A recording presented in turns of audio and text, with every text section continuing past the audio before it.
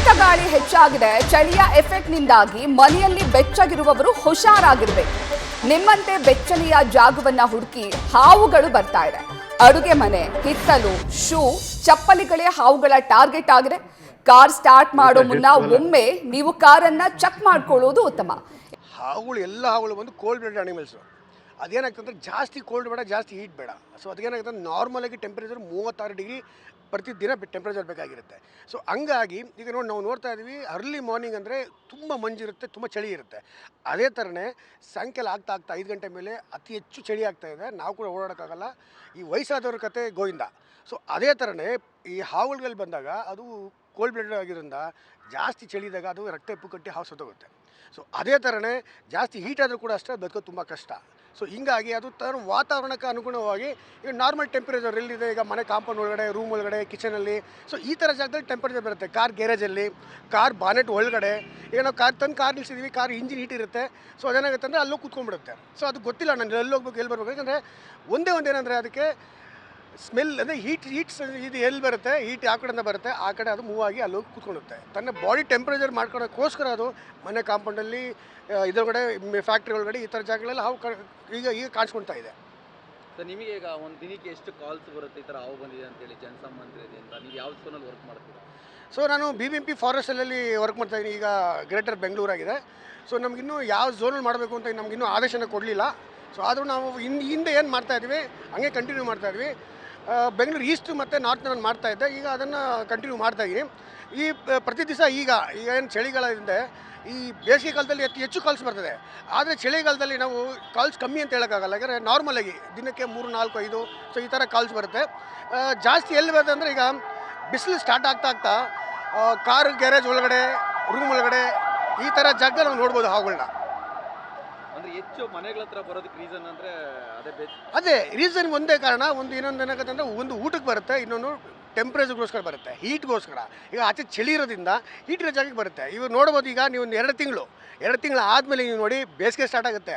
ಈಗ ಈ ಚಳಿಗೆ ತುಂಬ ಕಷ್ಟ ಆಗ್ತಾ ಇದೆ. ಇನ್ನೊಂದು ಏನಂದರೆ, ಈ ಚಳಿಗಾಲದಲ್ಲಿ ಕೆಲವೊಂದು ಹಾವುಗಳು ಆಚೆ ಬರಲ್ಲ. ಈಗ ಹೈಬರ್ನೇಷನ್ ಪೀರಿಯಡ್ ಅಂತ ಕರಿತೀವಿ ನಾವು. ಈ ಟೈಮಲ್ಲಿ ಆ ಸ್ನೇಕ್ಸ್ನ ರೆಸ್ಟ್ ಮಾಡುತ್ತೆ. ನೀವು ಸ್ನೇಕ್ಸ್ ಒಂದೆಲ್ಲ ನೀವು ನೋಡ್ಬೋದು, ನಿಮ್ಮ ಮನೆ ಮುಂದೆ ನಾಯಿ ಇದ್ದರೆ, ಬೆಕ್ಕಿದೆ ನೋಡ್ಬೋದು. ಅದು ಊಟ ಕೊಟ್ಟರೆ ಊಟ ತಿನ್ನೋಕೆ ಹೋಗಲ್ಲ, ಕಮ್ಮಿ ಲಿಮಿಟ್ ಊಟ. ಯಾಕಂದರೆ ಜೀರ್ಣಕ್ರಿಯೆ ಆಗಲ್ಲ, ಬಿಸಿಲು ಕಮ್ಮಿ ಇರುತ್ತೆ, ಚಳಿ ಜಾಸ್ತಿ ಇರುತ್ತೆ, ಜೀರ್ಣ ಆಗಲ್ಲ. ಹಂಗಾಗಿ ಹಾವುಗಳು ಕೂಡ ಅಷ್ಟೇ ಊಟ ಕಮ್ಮಿ ಮಾಡೋದ್ರಿಂದ ಹೈಬರ್ನೇಷನ್ಗೆ ರೆಸ್ಟ್ ಮಾಡ್ತದೆ.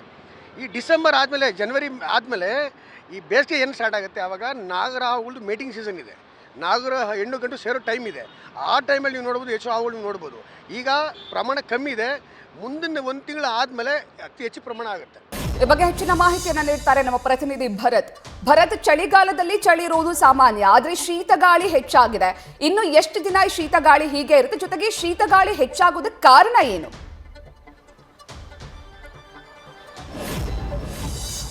ಪ್ರತೀಕ್ಷಾ, ಈಗ ಸಹಜವಾಗಿ ಡಿಸೆಂಬರ್ ತಿಂಗಳಲ್ಲಿ ಚಳಿ ಜಾಸ್ತಿ ಇರುತ್ತೆ. ಅಂದರೆ ಪ್ರತಿ ವರ್ಷದಲ್ಲಿ ಡಿಸೆಂಬರ್ ತಿಂಗಳಲ್ಲಿ ಚಳಿ ಜಾಸ್ತಿ ಇರುತ್ತೆ. ಆದರೆ ಈ ಸಲ ಚಳಿಯ ಒಂದು ಏನು ಪ್ರಮಾಣ ತುಂಬ ಜಾಸ್ತಿ ಆಗಿದೆ. ಅಂದರೆ ಶೀತ ಗಾಳಿ ಅಂತಲೇ ಹೇಳಲಾಗ್ತಾ ಇದೆ. ಅಂದರೆ ಈಗ ಸದ್ಯ ಬೆಂಗಳೂರಿನ ತಾಪಮಾನ ನೋಡೋದಾದರೆ ಕನಿಷ್ಠ 14 ಡಿಗ್ರಿ ಸೆಲ್ಸಿಯಸ್ಗೆ ತಲುಪಿದೆ.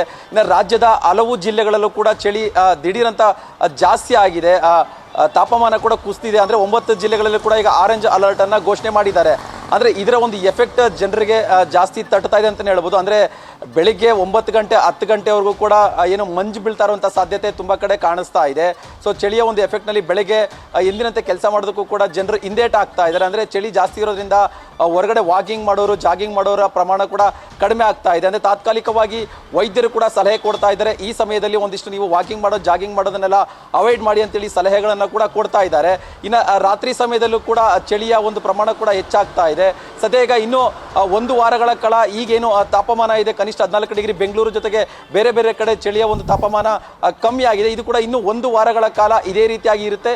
ಇದಕ್ಕಿಂತ ಒಂದಿಷ್ಟು ಚಳಿಯ ಪ್ರಮಾಣ ಜಾಸ್ತಿ ಆಗುತ್ತೆ ಅಂತೇಳಿ ಕೂಡ ಈಗ ಹವಾಮಾನ ತಜ್ಞರು ಕೂಡ ಒಂದು ಮಾಹಿತಿಯನ್ನು ಕೊಟ್ಟಿರೋದು. ಹಾಗಾಗಿ ಜನರು ಕೂಡ ಇದರ ಬಗ್ಗೆ ಒಂದಿಷ್ಟು ಮುನ್ನೆಚ್ಚರಿಕೆಯ ಕ್ರಮಗಳನ್ನು ತೆಗೆದುಕೊಳ್ಬೇಕಾಗುತ್ತೆ. ಯಾಕಂತ ಹೇಳಿದ್ರೆ ಚಳಿಯ ಪ್ರಮಾಣ ಜಾಸ್ತಿ ಇರೋದ್ರಿಂದ ಆರೋಗ್ಯದಲ್ಲಿ ಕೂಡ ಒಂದಿಷ್ಟು ವ್ಯತ್ಯಾಸಗಳು ಉಂಟಾಗುವಂಥ ಸಾಧ್ಯತೆ ಇರುತ್ತೆ. ಶೀತ ಜಾಸ್ತಿ ಆಗುವಂಥ ಸಾಧ್ಯತೆ ಇದೆ.